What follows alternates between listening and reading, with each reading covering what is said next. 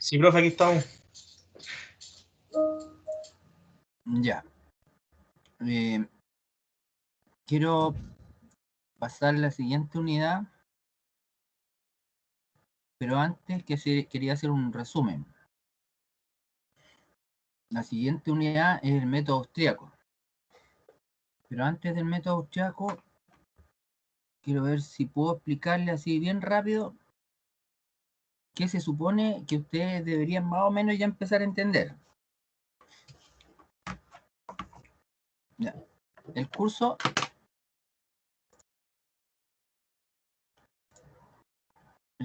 es de diseño de túneles, básicamente. Algo de construcción vamos a ver, pero no es lo más detallado que quisiera, pero voy a enfocar más en el diseño. Nosotros sabemos que un túnel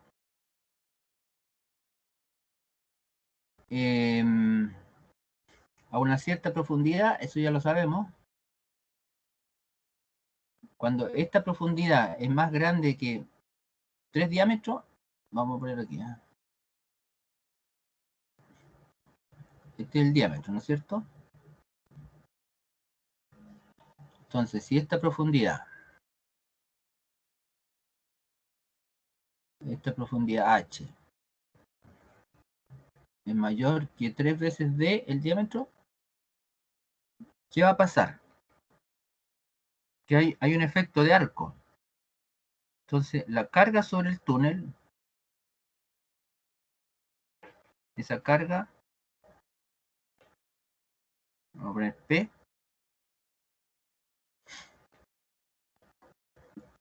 es como máximo 2 veces D, vamos a poner 2 veces D, más o menos. SP max. ¿Ya? Todo el resto, toda esta carga que hay aquí, esta carga que está aquí, se va para acá. Se va para allá. Ya. Todo esto aquí, hay un efecto de arco.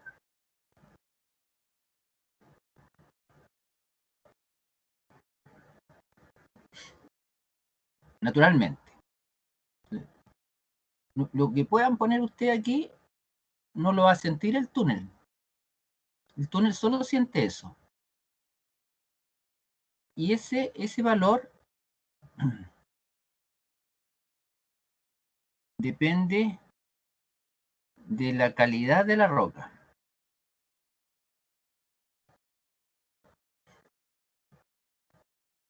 De la calidad de la roca.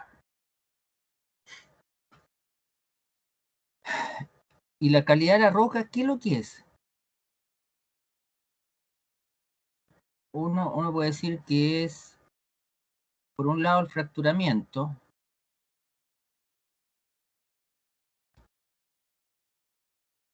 la resistencia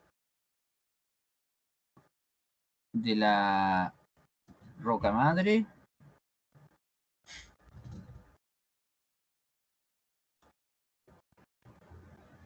y la calidad, la hombre así me forma, la calidad de la discontinuidad.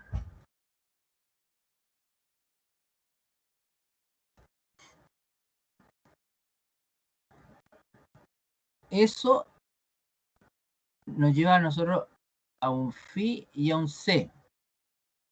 Esto es un criterio de falla de la masa. No es la resistencia de la roca madre, esa es de la roca madre, pero esta es de la masa rocosa. ¿Ya? Y con eso yo puedo sacar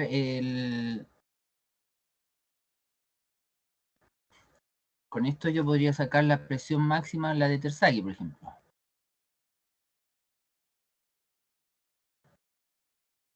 Que es función de phi y de C. Hay una expresión, viene de ahí. Pero esto ya como que lo estoy, lo sé. ¿Ya? Eso, este valor era el valor usando marcos. Aquí adentro tenía yo un marco. O sea, hay una estructura interior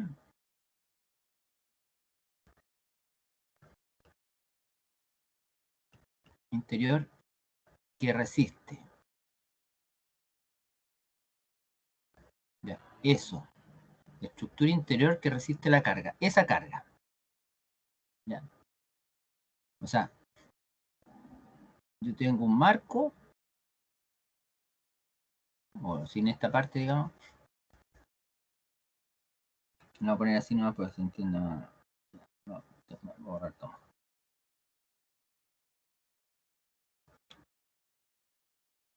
Va, no queda, no importa. Ya, ahí, y encima tengo mi carga. Tengo esa carga. Entonces, es bien estructural. Carga, soporte. Tengo una carga y tengo un soporte. Ese era el estilo antiguo. Pero ahora, ¿qué pasa? El método Chaco cambia un poco las cosas. Y va de la mano de estos nuevos métodos de soporte. Por eso me sentía como con la necesidad de explicárselo. Este método austriaco es el que justifica los pernos y el choclet. Yo si pongo el método, el choclet y el perno suelto sin saber esto, no tiene mucho sentido. No voy a entender por qué funciona. ¿Por qué funcionan los pernos y el choclet? Ya. Acá están los libros que he usado de referencia. Vamos a hablar del tiempo de autosoporte, los nodos proyectados, los principios teóricos del NATM, los prácticos y el monitoreo. Fíjense, monitoreo. ¿Por qué el monitoreo? Porque aparece una variable de deformación que antes no estaba. Eso es lo nuevo, eso es lo importante. Entonces, esta es una sección de un túnel en roca, en Austria, 1965.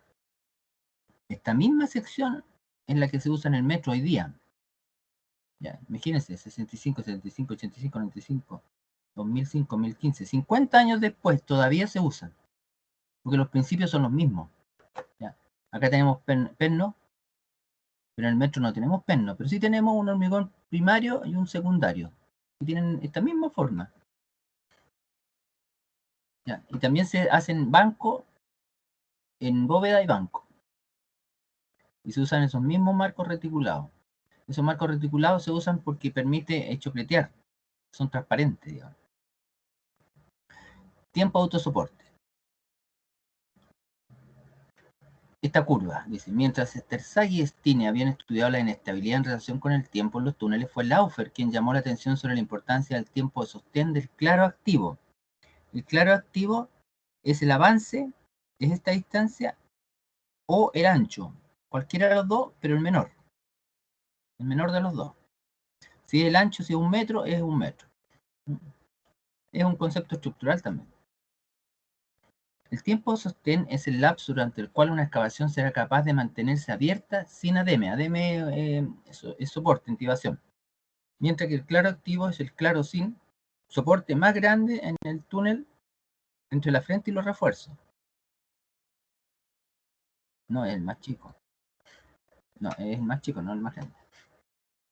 Laufer pensó que el tiempo de sostén para un claro activo cualquiera está relacionado con las características de la roca conforme en la figura 3. Esto. Entonces Laufer le puso calidad. La buena es la A, B, C, D, E, F y esa es la mala. La E ya sabemos que es la clase 6 de Terzaghi. Deberíamos ponerle aquí en el monito la clase de Terzaghi.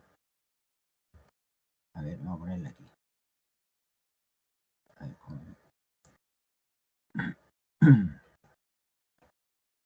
esta cosita me gusta.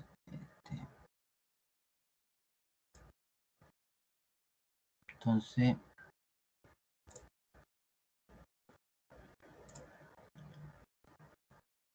ya. Entonces, esta es la clase 6 y esta es la clase 1.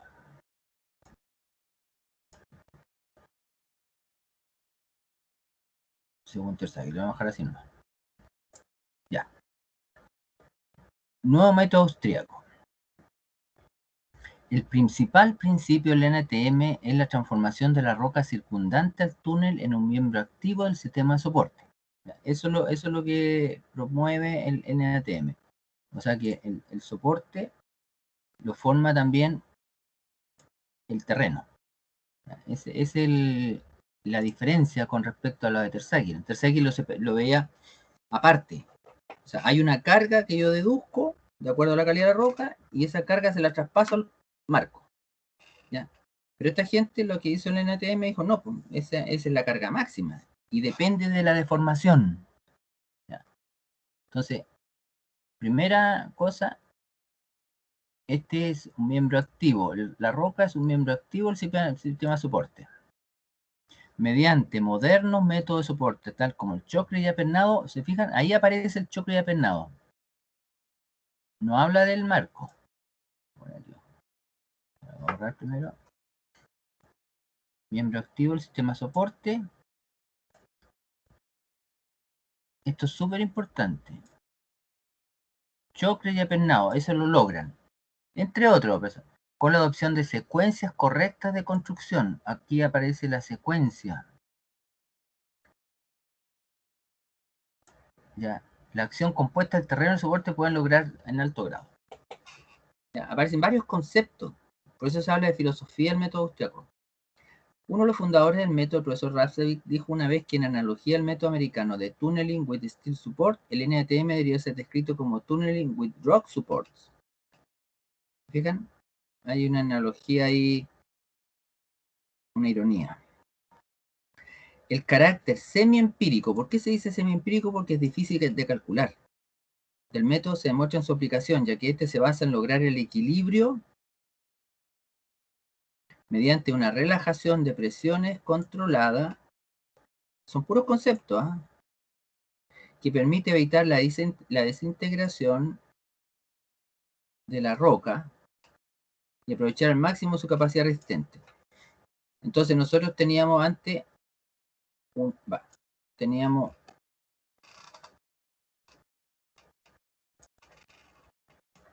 como les decía, teníamos un túnel, tenía una carga de roca suelta. Ya. Esto es roca suelta. Oh, no puedo escribir con esto. Ya. Roca suelta. Roca suelta.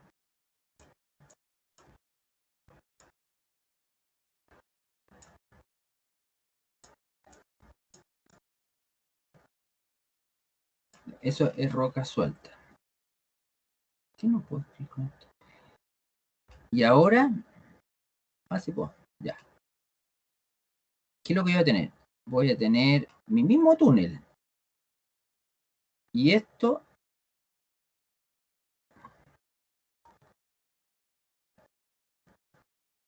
ay.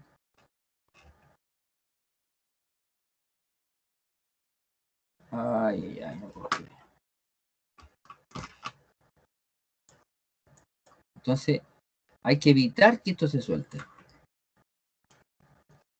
Entonces, vamos a evitar.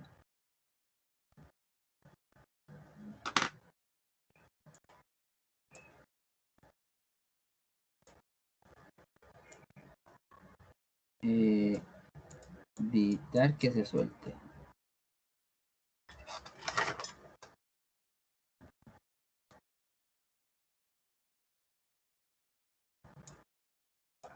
Que se suelte. Ay, puta madre.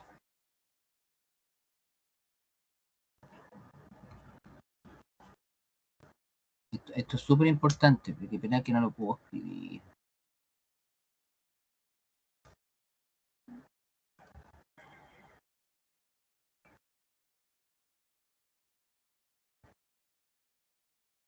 No lo puedo escribir. Bueno, hay otro.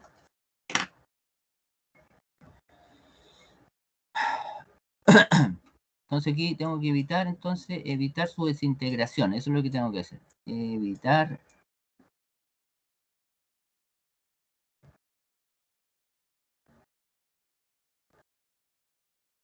desintegración. Desintegración.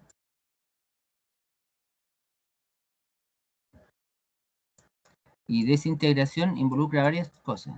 Integración.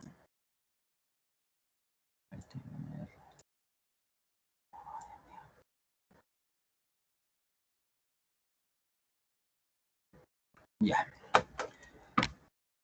Entonces, esto uno se logra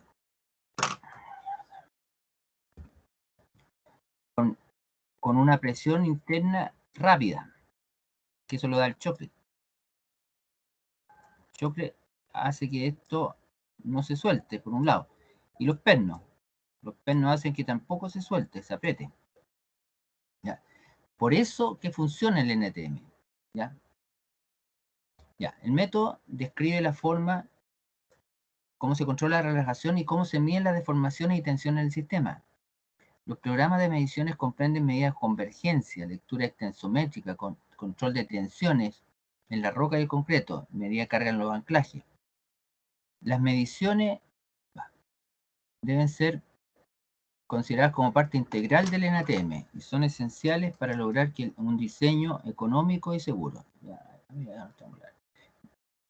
Debido a que las circunstancias varían de proyecto en proyecto, Golser indica que mediante métodos teóricos solamente no se logran soluciones satisfactorias para la construcción de túneles. Es necesario un enfoque empírico-científico que permita desarrollar cálculos teóricos en combinación con observaciones in situ usando las ventajas de ambos. Ya, enfoque empírico-científico. Ya, hay que usar la experiencia y la ciencia. Ya, entonces, ¿qué va a pasar? ¿Cuáles son los principios? Hay escritos donde salen montones de principios, ¿eh? Pero no importa, aquí salen algunos. Durante su experiencia ganada con la colaboración de Rhapsody y Patcher, el profesor Müller ha derivado principios, algunos de los cuales se presentan a continuación. La parte más importante es la estructura de un túnel y la masa rocosa circundante. Fíjense bien, ya no es el peso del terreno, ya no es...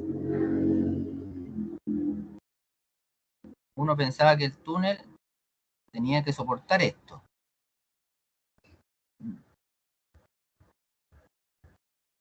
Carga y soporte. Es distinto. Ahora tengo aquí el túnel. Tengo aquí un terreno que colabora.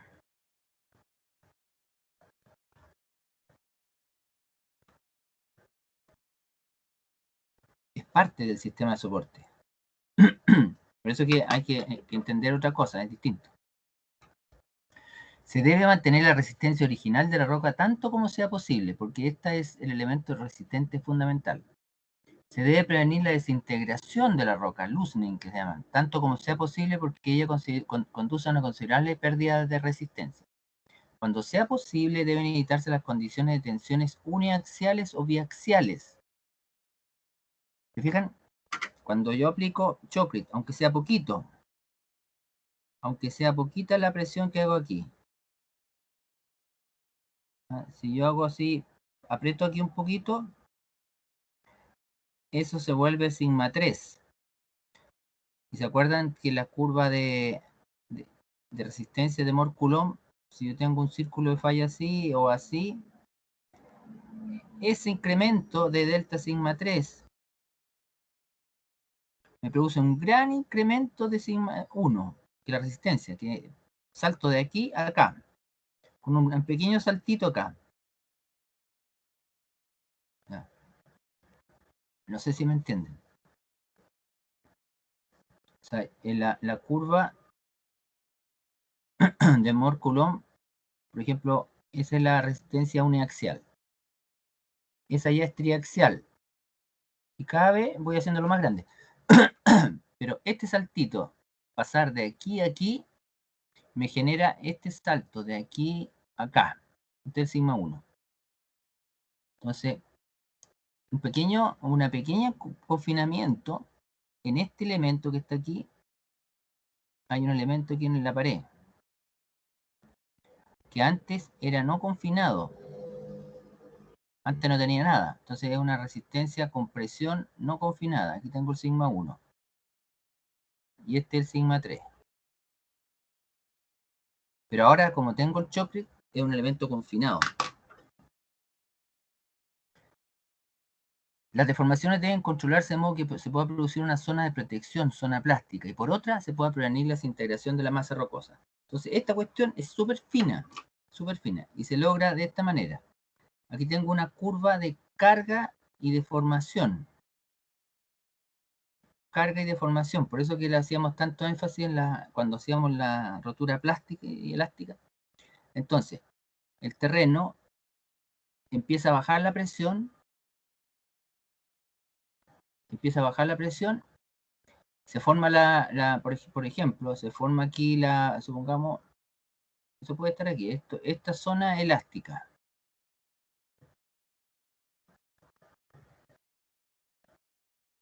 Y esa para allá es plástica.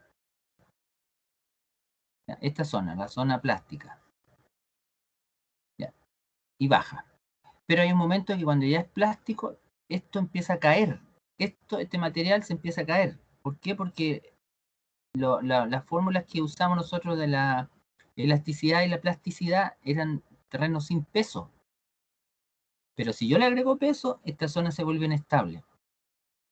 Entonces yo a la carga le sumo esta carga debido a la desintegración, al peso. Esto es peso.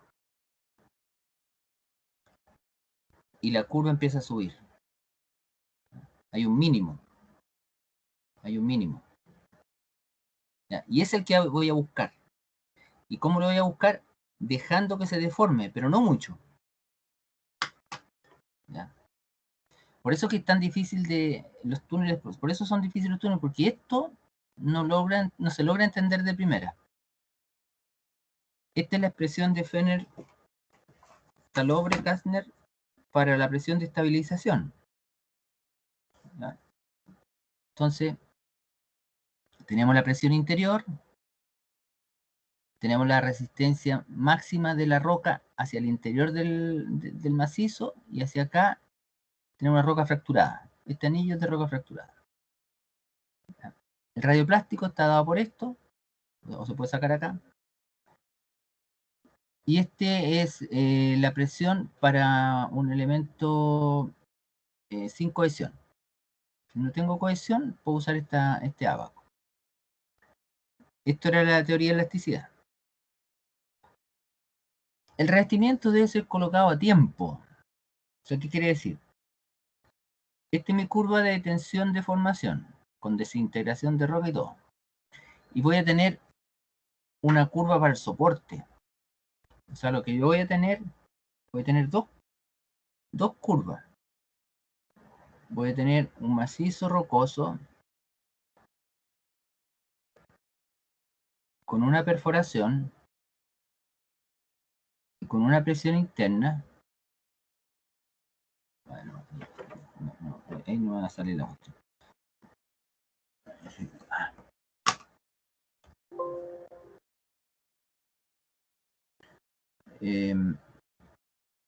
sé si está más adelante. No, no está más adelante.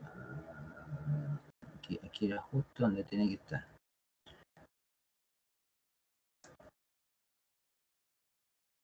Voy a tener dos cosas. Voy a tener por una parte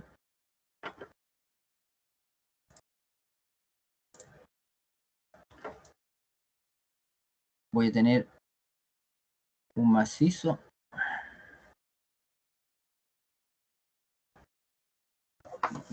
rocoso con una perforación y una presión interna. Lo voy a poner aquí, P sub I. Y una curva.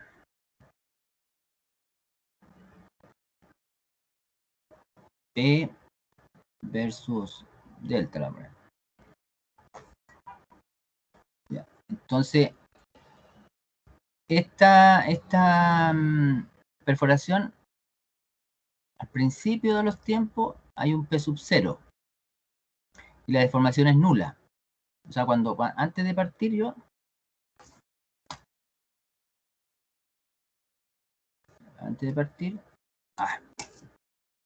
no puedo. Yo voy a construir aquí el túnel y la presión aquí es P sub 0. No hay túnel. Antes de que yo construya el túnel, ahí es P sub 0. Después se transforma en lo que se transforma con las expresiones que aprendimos. Y la curva de deformación es así, recta primero, hay un radio plástico y después curva esa. Entonces, esto es plástico, esto es elástico y esto es plástico. Entonces, esta se llama curva de convergencia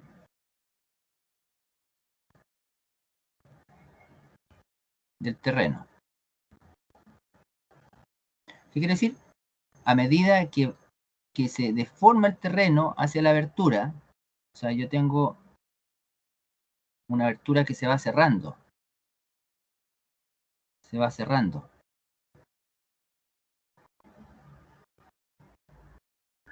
Esa. Ese es delta. Esa es la convergencia. Ya, el terreno se va moviendo para allá. Se va moviendo se va cerrando la abertura. Ya. Entonces, ese movimiento, ese delta, en función de la presión, se llama la curva de convergencia del terreno. Y por otra parte, voy a tener un anillo de soporte. Anillo de soporte. Que va a tener una carga externa. Que le va a llamar P sub I también. Y va a tener una deformación hacia adentro. También. Esa deformación va a ser delta. Y me va a generar una curva de presión de formación que se llama curva de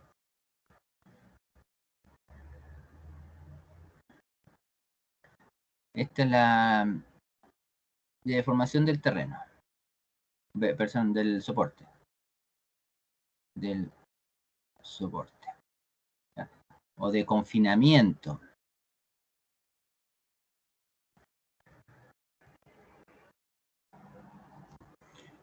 ¿Ya? Entonces, aquí es un delta 0, perdón, ahí ese es un, sí, no es, no es un delta 0, aquí,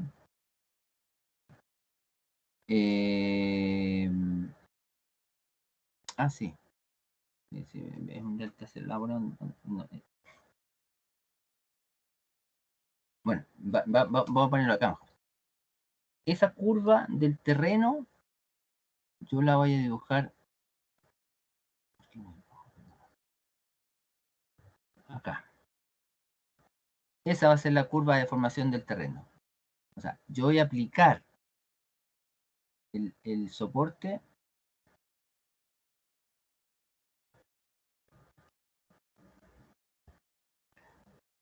este es el punto de aplicación de la carga, de aplicación del soporte. Ahí pongo el soporte, empiezo a cargarlo, se carga con una cierta rigidez. Este es una rigidez. Entonces hay soportes más rígidos que otros. Y me voy a pillar con esta curva en algún punto. Y esa presión, esa es la presión de equilibrio. Esa presión donde ahí se produce el equilibrio. En que el terreno va a dejar de deformarse y el soporte lo va a sostener. ¿Ya? Ese es el principio con el que funciona el NATM. Ya. Entonces,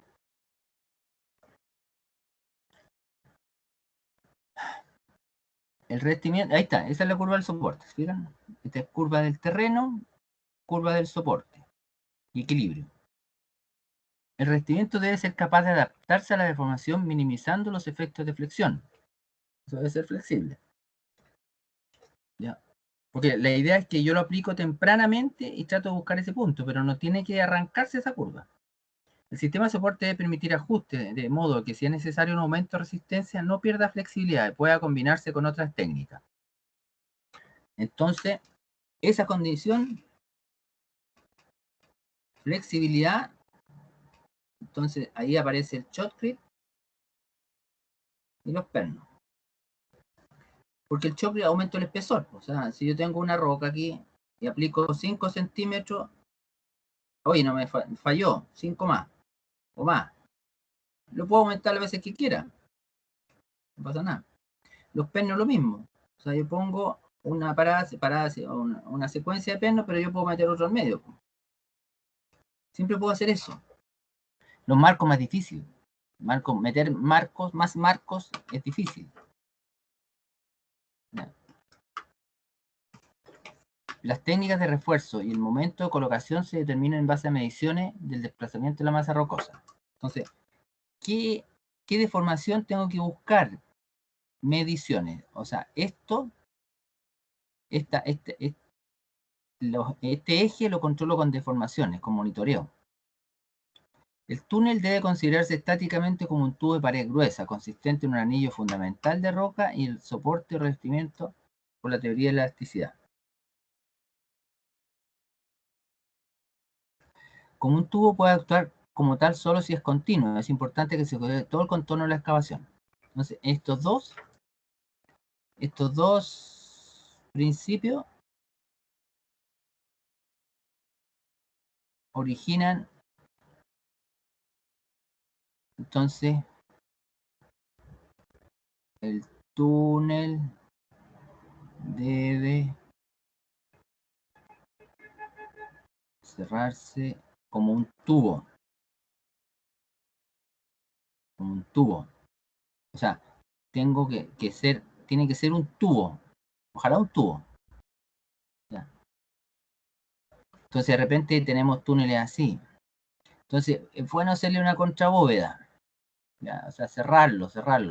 Ese es como un principio del NTM. Cierre por favor el túnel, ciérralo ya. Entonces eso se parece más a un tubo que esto. Eso no es un tubo. Ahí tengo el terreno. Eso no es un tubo. Esto es un tubo.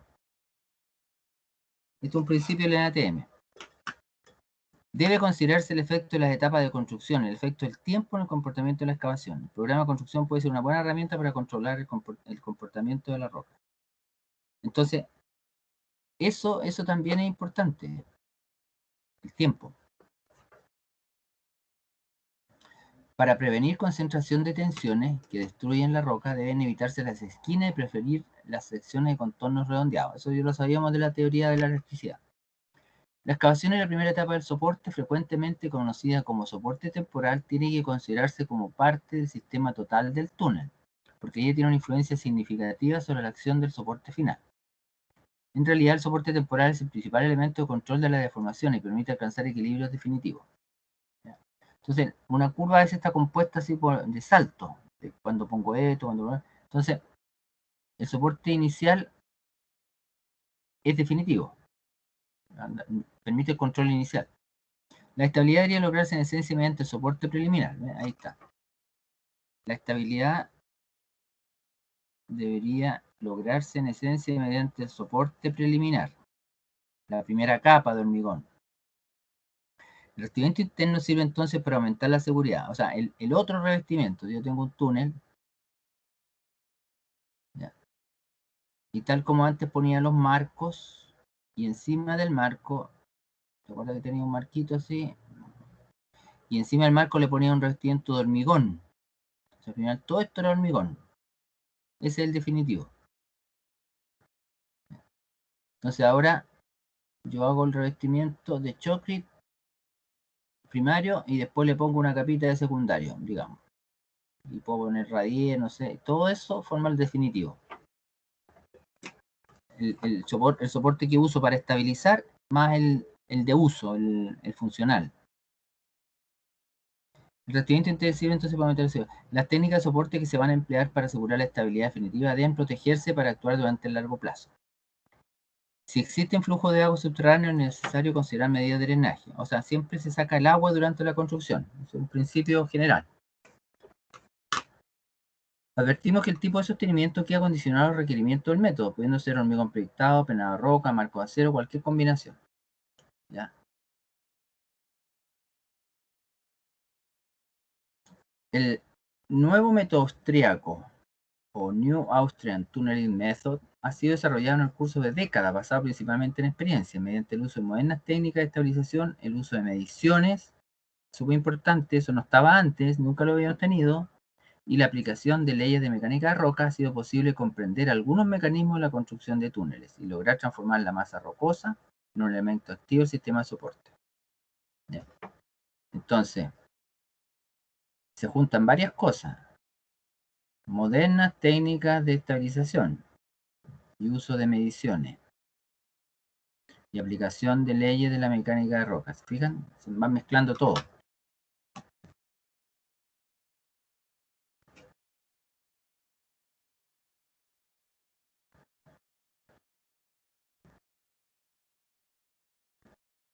Aquí se pueden ver distintos modelos. Aquí, dependiendo, por ejemplo, si se abre una etapa, hay un equilibrio. Si se abre otra, hay otro equilibrio. Si se abre otra, y así va evolucionando. La mayor precisión no puede obtenerse para la enorme complejidad de los problemas, causada por la gran dispersión de algunos parámetros y frecuentes cambios en la calidad de tipo de roca, incluso en un corto estrecho de túnel. ¿Ya? Esto es una realidad, no siempre se ve, ¿ya? Porque hay dispersión en los parámetros y cambios en la calidad o tipo de roca. Entonces, de hecho, todo esto se puede hacer con elementos finitos. Yo me puedo hacer un programa de elementos finitos muy bonito, pero eso representa una sola condición, un lugar en específico. ¿Ya? Entonces, con elementos finitos puedo hacer todo. Pero esto va a tener un C, un phi,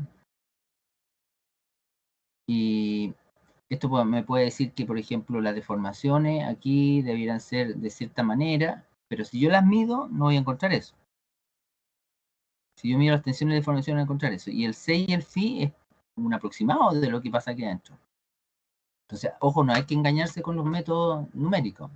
Se usan, los vamos a usar, pero hay que andar con mucho cuidado. Entonces, esta es la secuencia, por ejemplo, que se usó en este túnel. 1, después 2, dos está acá. 2, 3, va.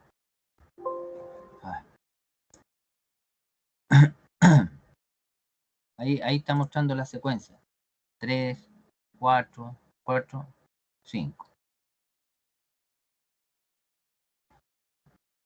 Acá hay una recomendación, cómo debiera hacerlo, para separar, para hacer secuencia.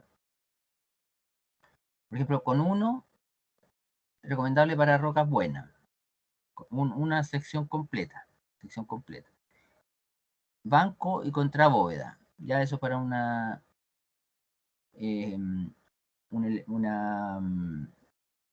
calidad de roca mediana. Y a medida que se pone más mala, yo voy separándolo. Se puede poner 1, 2, 3, 4. 1, 2, 3. ¿Se fijan aquí? Ahí está.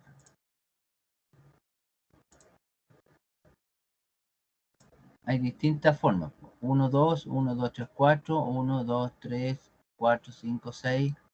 1, 2, 3, 4, 5, 6. Distintas formas. Con contrabóveda o sin contrabóveda. Ya, acá hay una sección usada para una galería del metro. El metro se usó esto. Entonces, se hacían los laterales primero, se hacía una parte nomás primero arriba, se hacía después la de abajo, la de arriba, la de abajo, y se rellena de tierras para poder transitar. Después se hace la del medio, y después se demuele esto. ¿Ya? Va, estamos aquí, acá. Y este, por ejemplo, es otra vez una tabla de clasificación que ayuda a tomar decisiones. Entonces, por ejemplo, si tengo una calidad de roca buena, ¿se fijan? De estable a ligeramente, digamos, inestable. Material compacto, funcionamiento ligero. La fuerza compresiva uniaxial es mayor que la tensión tangencial. O sea, la resistencia es mayor que la resistencia del terreno que se genera el terreno. Medidas de protección local. Ninguna influencia del agua, frente completa. Acá ya tengo fisuración. Tampoco necesito frente. Pero ¿cuándo empiezo a usar esto? La bóveda y banco. Aquí dicen avance y destroza. Bóveda y banco. Cuando hay fracturación. ¿Ya? Hay material arcilloso entre los bloques. Y la resistencia de la roca se alcanza en los contornos. Entonces necesitamos un anillo de roca sustentable. Y en suelos es cuando la sección no puede ser muy grande por las fallas de chimenea, tipo chimenea. También es una razón. Y acá son rocas muy alteradas, fluyentes.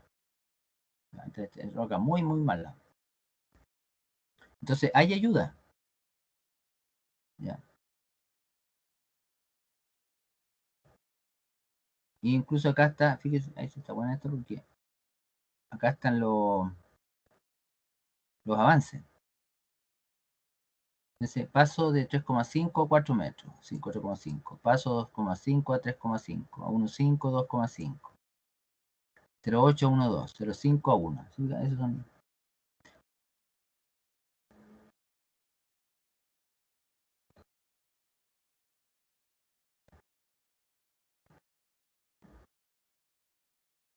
Monitoreo. Esta es una parte nueva. El monitoreo es el uso de instrumentos. ¿Ya? El buen uso de las mediciones. Se ha destacado el rol cada vez más importante que juega la medición in situ del comportamiento de las construcciones cuando el ingeniero se enfrenta a la complejidad del terreno y las incertidumbres que de ello resultan. En túneles, quizá más que en otros campos, se ha impuesto lo que Ralph Peck ha denominado la aproximación por observación. El método observacional, que todavía se usa, hay varios autores que dicen eso, o design as you go. Intervienen demasiados parámetros para que se pueda proyectar la obra sobre la base de reconocimientos fragmentarios que se han podido hacer antes de comenzar los trabajos. El proyecto se realiza durante la construcción, sobre la base de mediciones. Eso es súper, súper importante. ¿Ya? Por eso que, nuevamente, los túneles no es aprender a diseñar túneles, no es aprender a calcular nomás túneles, es entender esto. ¿Ya? Miren, eso. Va. A ver. ¿Cómo hago esto?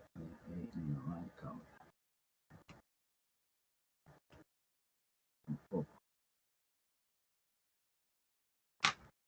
Bueno, el proyecto se realiza durante la construcción con el apoyo de las mediciones. ¿Ya? Eso. Aquí está. El proyecto se realiza durante la construcción sobre la base de mediciones. Aún así, para interpretar bien estas medidas deben situarse en el cuadro de una teoría correcta. Es interesante recordar que los prácticos en este campo han precedido a los teóricos en varias decenas de años. ¿Ya? Nosotros ahora con el curso somos súper conscientes. Los túneles se empezaron a hacer antes de entender cómo se hacían los túneles. Se hacían. Resultaban muchos muertos, pero se hacían. Estos últimos han necesitado los recientes progresos de la mecánica de roca y los sucesivos éxitos de los constructores para establecer un modelo de carácter general que explique los hechos observados.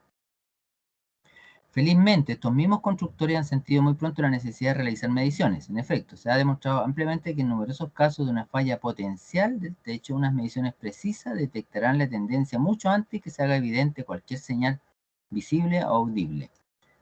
¿Se fijan? Ahí está el porqué. Se ha demostrado ampliamente que una falla potencial del techo, las mediciones detectan la tendencia antes que se haga evidente cualquier señal visible o audible. Por eso se usan los instrumentos. No basta el ojo. Es importante recalcar que los instrumentos aumentan, pero no reemplazan el criterio y la experiencia del constructor. A pesar de todo, igual el constructor manda. La práctica más moderna de ingeniería emplea las mediciones durante el desarrollo del túnel para el diseño y la terminación de los métodos de construcción. El método de diseño, a medida que se avanza, es el design as you go, requiere un diseño inicial. Se necesita un diseño inicial. Mediciones cuidadosamente elegidas de los parámetros significativos. Ingenieros de terreno capaces de interpretar adecuadamente el comportamiento observado y determinar las acciones correspondientes. Y consultores que colaboren en las decisiones difíciles. Si estas condiciones se encuentran, el método puede producir ahorros espectaculares y permitir la construcción de túneles en situaciones muy desfavorables. ¿Ya? Eso ya en el 77, y es así. Eso no ha cambiado. El principio que anima las mediciones es poder contar con información para ajustar el diseño a las condiciones reales encontradas. Por tanto, de acuerdo a los métodos más modernos de soporte, es posible lograr economía y seguridad si además de un programa de mediciones ágil y sencillo. Eso es súper importante. No puede ser una cosa complicada. Ágil y sencillo. Se cuenta con un sistema de soporte que puede ser modificado gradualmente con rapidez y sin complicaciones. Mediciones ágiles y un sistema de soporte ágil también. Sistema de soporte que pueda ser modificado gradualmente con rapidez y sin complicaciones. No sé si se han dado cuenta que todas las cosas que hemos dicho, como que cambia el esquema, no estamos hablando de un número. ¿Dónde hay un número acá? ¿Dónde hay un número? No hay ningún número. Porque son conceptos. ¿Ya? Los instrumentos. ¿Qué instrumentos se deben poner? Los instrumentos utilizados deben presentar ciertas características que no se encuentran en los aparatos clásicos. En efecto, bajo el riesgo de ser rechazados por los constructores o de inutilizarlos, es necesario que sean de instalación fácil y rápida, cerca de la frente, robustos y bien protegidos, no produzcan molestia a la construcción, de lectura directa y rápida, económicos, de alta sensibilidad, las quieren todas. Las exigencias pueden parecer contradictorias y abusivas, pero en realidad la falta de una sola de estas cualidades puede ser impracticable un método de medición. Eso es cierto, es muy cierto. Los parámetros, ¿qué es lo que vamos a medir? Los parámetros más importantes para controlar el comportamiento y el equilibrio de la excavación son las medidas de convergencia y deformación interna del macizo. Eso es lo que necesitamos nosotros, medir la convergencia y la deformación interna del macizo. Eso es lo que más importa. Lo de adentro, cómo se mueve adentro. En caso de dificultad local particular se pueden emplear instrumentos especiales. Igualmente, si se desea mejorar el conocimiento y método de cálculo pueden medirse. Además, o sea, eso es lo principal, pero además se puede medir la carga en los pernos, en profundidad, las tensiones en la capa de hormigón proyectado, radiales y tangenciales, la interfase, estado de carga en los marcos metálicos, ¿ya? Pero lo principal es el interior. Y estos son unos aparatos que se llaman distanciómetro o distómetro, que son muy precisos para medirlo dentro del túnel o mediante topografía. ¿Ya? Los puntos de control son esos puntitos como que se ven blancos, eso es una mira, eso es uno de estos, están poniendo 3 por cada sección. ¿Se fijan? Ahí hay otro, en la otra sección hay otro, ahí hay otro. Se ponen lo más cerca posible de la frente. Y esto es una estación total. También existen de fibra de vidrio. Los sensores de red de Bragg en mi fibra miden magnitudes físicas como deformaciones mediante luz. También, debido a su extraordinaria estabilidad, esta tecnología ofrece otra ventaja. Permite transmitir los valores medidos a grandes distancias, sin pérdida de calidad. Además, una sola guía de ondas ópticas puede albergar varios sensores, reduciendo así al mínimo el esfuerzo necesario para configurar el sistema. Esto último es algo esencial, sobre todo cuando se monitorean túneles con varios kilómetros de longitud.